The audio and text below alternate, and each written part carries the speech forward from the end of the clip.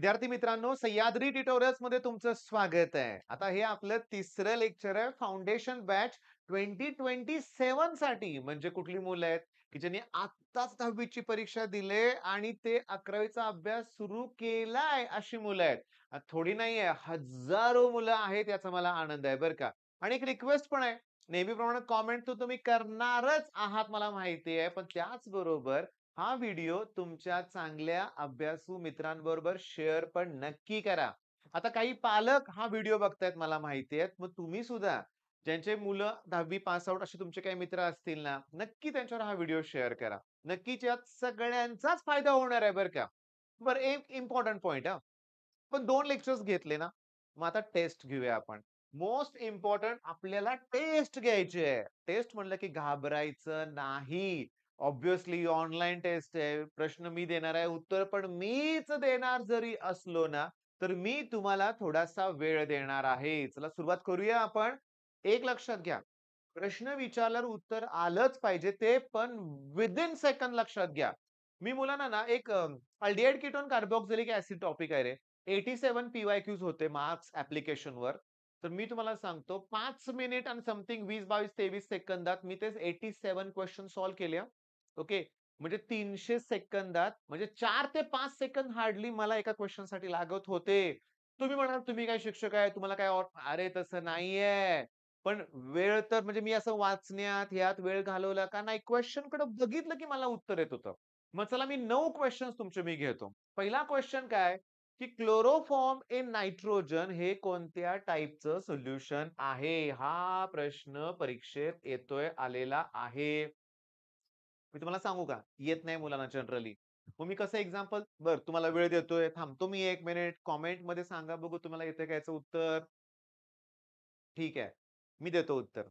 तुम्हाला माहिती आहे का रे पिक्चरमध्ये तुम्ही बघितलं, की एखादा व्हिलन असतात किंवा ते एखाद्याला किडनॅप करायचं असेल, त्याला बेशुद्ध करायचं असेल, तर ते रुमालावर किंवा कापडावर काही थेंब टाकतात कुठल्यातरी लिक्विडचे. नाकाला लावले की त्याला एकदम चक्कर म्हणजे बेशुद्ध पडतो तो व्यक्ती. क्लोरोफॉर्म आहे की नाही क्लोरोफॉर्म?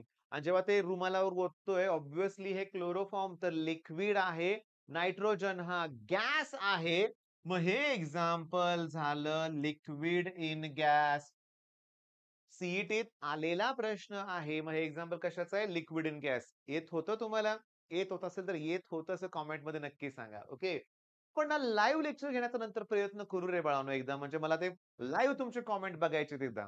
गॅसोलीन. गॅसोलीन म्हणजे मुलांना गॅस वाटेल बरं का. नाही, गॅसोलीन म्हणजे पेट्रोल. मग ते लिक्विड इन लिक्विडचं एक्झाम्पल आहे. आता मी उत्तर द्यायला सुरुवात करतो क्षणात. Liquid in liquid. चला पुढचा टेस्ट मधला प्रश्न काय आपला बघा. Hydrogen in palladium. सांगा की हायड्रोजन सॉलिड आहे का लिक्विड आहे का गॅस आहे? तर हायड्रोजन हा गॅस आहे. पॅलाडियम हे मेटल आहे. मेटल म्हणजे ते सॉलिड आहे. मग हे गॅस इन सॉलिडचं एक्झाम्पल आहे. Gas in solid. Okay. Chloroform ते किडनॅपचं लक्षात राहील तुमच्या. Liquid in gas. ओके. त्याच्यानंतर गॅसोलीन, लिक्विड इन लिक्विड म्हणूया आपण. त्याच्यानंतर हायड्रोजन गॅस आहे. Gas in solid. चला हे सांगा. कार्बोनेटेड वॉटर म्हणजे कोल्ड ड्रिंक्स. जेव्हा तुम्ही थम्स अप, पेप्सी, कोक काय असेल त्याच्या बॉटलला शेक करा आणि ते टोपण काढा त्याचं. आणि तुम्हाला माहिती आहे एकदम एकदम तो फेस बाहेर येतो. गॅस आहे लक्षात घ्या. आता थोडंसं एक्स्ट्रा शिकवतो. Solubility of a gas in a liquid. Solubility म्हणजे विरघळण्याची क्षमता, डिझॉल्व्ह होण्याची क्षमता. Solubility of a gas in liquid is directly proportional to pressure of the gas over the solution. Okay. तुम्हाला सांगतो ह्या कार्बोनेटेड ड्रिंकमध्ये कार्बन डायऑक्साइडच भरलेला असतो, पण अंडर प्रेशर मग प्रेशर असल्यामुळे सोल्युबिलिटी जास्त असते. जेव्हा तुम्ही टोपण उघडता तेव्हा प्रेशर कमी होतं आणि सोल्युबिलिटी पण ऑब्व्हियसली कमी होणार. तेव्हा तो एक्सेस CO2 डिझॉल्व्ह झालेला बाहेर येतो. सांगू का तुम्हाला मी होमवर्क द्यायला लागलोय एक्स्ट्रा होमवर्क. तर तुम्ही YouTubeवर हेनरीज लॉ असं सर्च करा. सह्याद्री ट्युटोरियल्स असं आपल्या चॅनलचं नाव पण टाका. तुम्हाला तो व्हिडिओ मिळेल. बरं थांबा ना. मग कार्बन डायऑक्साइड कोण आहे रे? गॅस. पाण्यामध्ये विरघळलाय म्हणजे हे गॅस इन लिक्विडचं एक्झाम्पल आहे. Gas in liquid. Okay. Next question. Air. Gas in गॅसचं एक्झाम्पल आहे. त्याच्यानंतर मी तुम्हाला सांगतो सी वॉटर. समुद्राच्या पाण्यामध्ये क्षार असतात म्हणजे सॉलिड इन लिक्विडचं एक्झाम्पल आहे. Solid in liquid. खरा प्रश्न. बेन्झोइक ऍसिड बोलतोय आपण. काय बोलतोय सांगा? बेन्झोइक ऍसिड.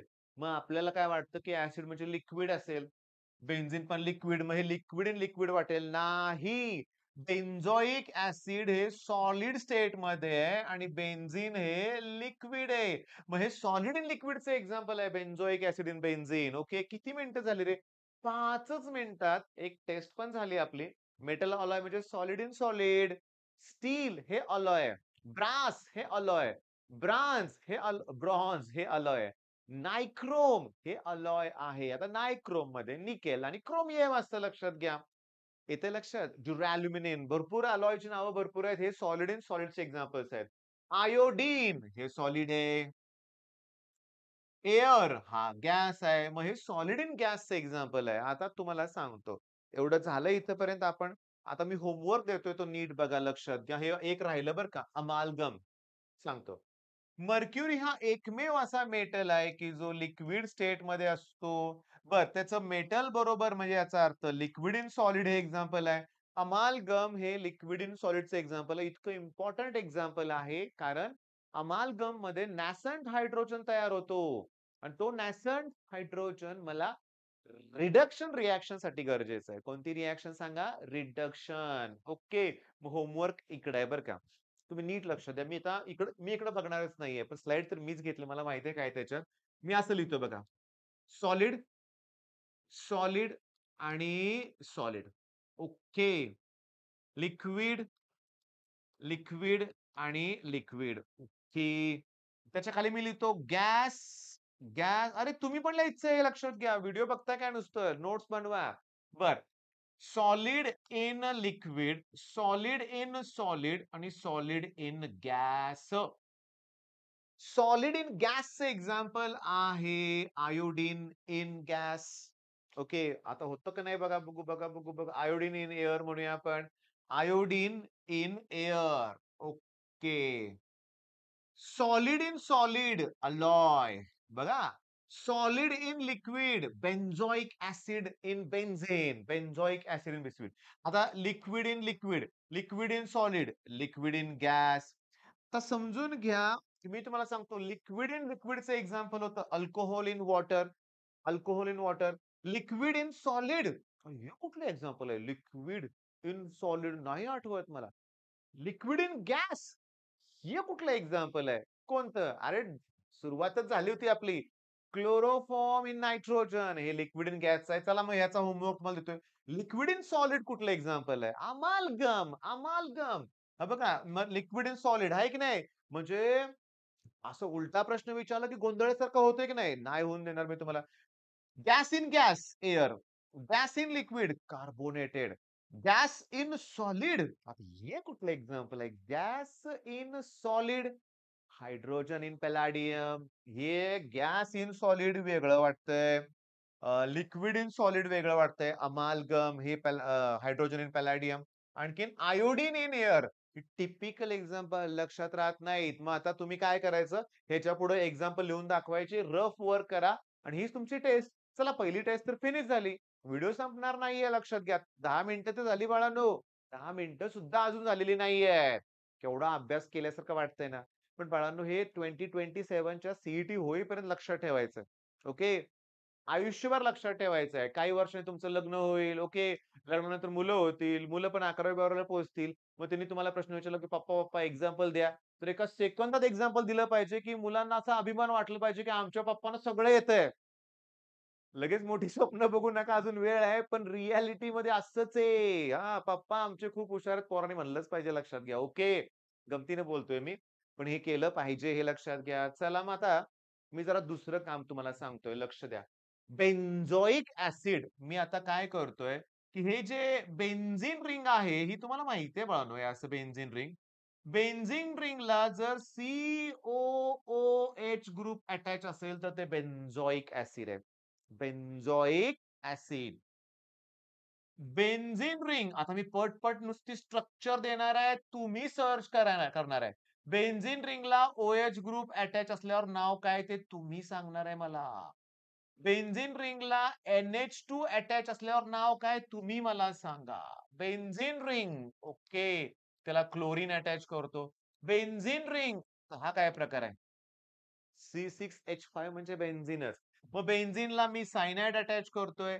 C6H5 बेन्झीन रिंग त्याला मी नायट्रो ग्रुप अटॅच करतोय. हे नायट्रोबेन्झीन, सायनोबेन्झीन, बेन्झीन. सांगा बघू ब्रोमोबेन्झीन काय येईल? ब्रोमोबेन्झीन, आयडोबेन्झीन.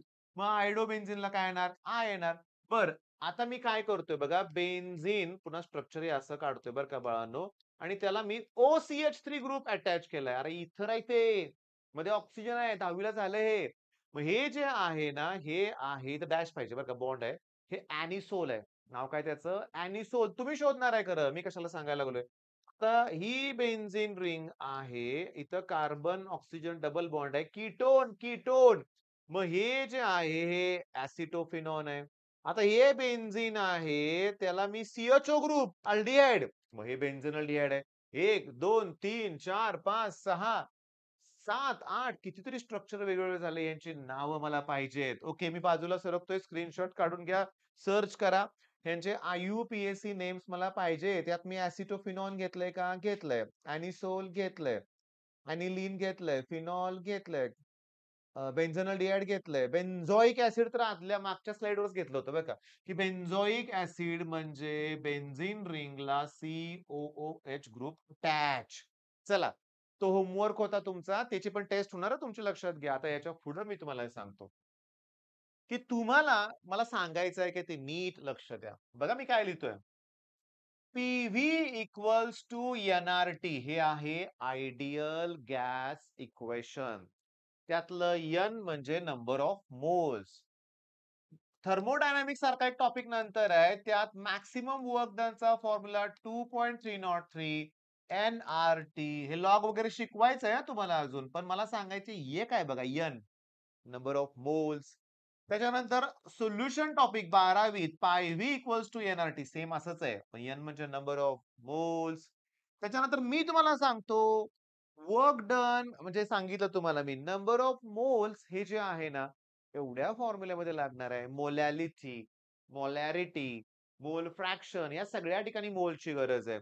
Elevation in boiling point that equals to KB into molality. Molality मध्ये परत मोलच काढायचे आहेत. मग मोल काढण्यासाठी फॉर्म्युला कुठला आहे? तर मोल काढण्यासाठी भरपूर फॉर्म्युले असतील, पण पहिल्यांदा मला एकच फॉर्म्युला वापरायचा आहे. Given mass upon molar mass. Molar mass तुम्हाला ऍट एनी कॉस्ट काढता आलं पाहिजे. चला मी नेक्स्ट स्लाइड वर तुम्हाला नेतोय आणि हा तुमचा होमवर्क आहे. कार्बनचा ॲटॉमिक मास नंबर 12 आहे. हायड्रोजनचा 1 आहे. ऑक्सिजनचा 16 आहे. नायट्रोजनचा 14 आहे. सोडियमचा 23 आहे. पोटॅशियमचा 39 आहे लक्षात घ्या. सल्फरचा 32 आहे लक्षात घ्या. अॅल्युमिनियमचा 27 आहे लक्षात घ्या. मग आता मला हवं आहे कार्बन डायऑक्साइडचं मोलार मास 44 आहे. ग्रॅम मोल इन्व्हर्स. कार्बन डायऑक्साइड नंतर मी असं लिहितोय कार्बन ऑक्सिजन डबल बॉन्ड इकडं मी लिहितोय NH2 इकडं पण लिहिलंय मी NH2 हा आहे युरिया. कार्बन डायऑक्साइडचं मोलार मास 44 आहे ग्रॅम मोल इन्व्हर्स. मग युरियाचं 60 आहे ग्रॅम मोल इन्व्हर्स. C6H12O6 फोटोसिंथेसिस ग्लुकोज आहे. ग्लुकोजचं मोलार मास 180 आहे ग्रॅम मोल inverse. Sulphuric acid king of chemicals sulphuric acid. मग त्याचं मोलार मास 98 आहे ग्रॅम मोल इन्व्हर्स. पोटॅशियम क्लोरेट KClO3 त्याचं मोलार मास आहे 122.5 ग्रॅम मोल इन्व्हर्स. HCl त्याचं molar mass hydrochloric acid 36.5 gram मोल इन्व्हर्स. त्याच्यानंतर कॉस्टिक सोडा NaOH त्याचं मोलार मास 40 आहे. 23 16 आणि 1 करा की ऍडिशन 40 ग्रॅम मोल इन्व्हर्स. शुगर त्याचं मोलार मास 342 आहे ग्रॅम मोल इन्व्हर्स. हे सगळे मोलार मास तुम्हाला बाय हार्ट पाहिजेत म्हणजे पाठ करायचे तुम्हाला लक्षात ठेवायचे आहेत. मी विचारणार शुगर.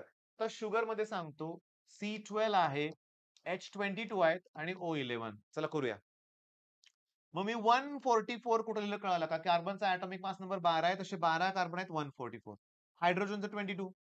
ऑक्सिजनचं 16 आहे त्याला मी 11 ने मल्टिप्लाय करतो. 11 6 66, 11 एकूण 776, 176 करा ॲडिशन. 6 आणि 2 8, 8 4 12, 10 4 14 आणि हे 3 आलं का? 342 ग्रॅम मोल inverse. King of chemical H2SO4. मग तुम्हाला मी सांगतो कॅल्शियम कार्बोनेट लागते रे, calcium carbonate. Okay.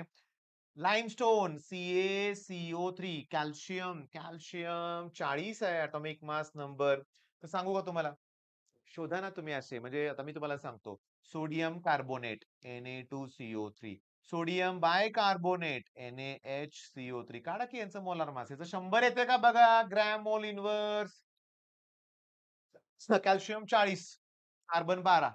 Calcium 40, carbon 12, oxygen 48, 48. 3 oxygen आहेत ना. करूया ॲडिशन 8 आणि 2 10.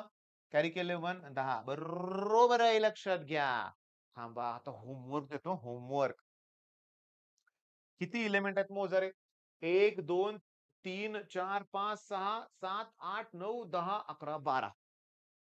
मला सांगायचं कार्बन डायऑक्साइड मध्ये टोटल इलेक्ट्रॉन किती? कार्बन डायऑक्साइड ही बाजूला सरकतो याचं स्क्रीनशॉट काढा ही नावं या प्रत्येकात किती इलेक्ट्रॉन आहेत तुम्हाला काढायचे. मग मी तुम्हाला सांगतो कार्बन डायऑक्साइड मध्ये कार्बन मध्ये किती इलेक्ट्रॉन असतात 6. ऑक्सिजन मध्ये किती इलेक्ट्रॉन असतात 8. तसे 2 ऑक्सिजन आहेत. मग एवढे टोटल इलेक्ट्रॉन या कार्बन डायऑक्साइड मध्ये असणार ना. बरं जाऊ दे, तो होमवर्क राहू दे म्हणूया आपण. आता मेन पॉइंट काय? टेस्ट पण झाली, सुरुवात पण झाली.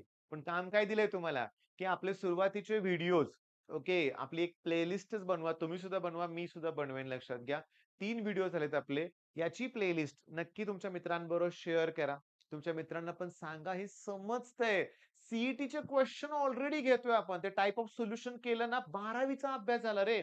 मी तुम्हाला सांगतो सुट्टीत आपण असे छोटे-छोटे प्रश्न करून टाकूया ना. म्हणजे छोटे म्हणजे काय बघा, की एक पॉलिमर आहे. टेफ्लॉन. तुम्हाला माहिती आहे, की नवीन गाडी घेतल्यावर तुम्ही टेफ्लॉन कोटिंग करतात बघा. आता सिरेमिक कोटिंग वगैरे आलं ती गोष्ट वेगळी. पण टेफ्लॉन कोटिंग पण आहे ना. मग टेफ्लॉनसाठी मोनोमर कुठलं वापरतात? तुम्हाला झालंय. हां, तुम्हाला झालेलं आहे 10वी कार्बन कंपाउंड टॉपिक होता का? त्यात पॉलिमर होते. ऑरलॉन वगैरे असे पॉलिमर होते जे 12वी आहेत. मग असे जे टिपिकल पॉइंट आहेत ना, आपण पहिलाच करणार आहे रिझल्ट लागायच्या आत. मी तुम्हाला सांगतो लवकरच आपली पेड बॅच लॉन्च होणार आहे. त्यात खूप सिरियसली तुमचं होणार आहे लक्षात घ्या. मग ह्यात होत नाही का? होतंय ना. ह्यात पण मी घेत राहणारच आहे लक्षात घ्या. टेस्ट तुम्हाला आपल्या ॲप्लिकेशनवर भरपूर दिल्या जाणार आहेत. ओके. मग लवकरात लवकर दिलेला होमवर्क कंप्लीट करा. All the best.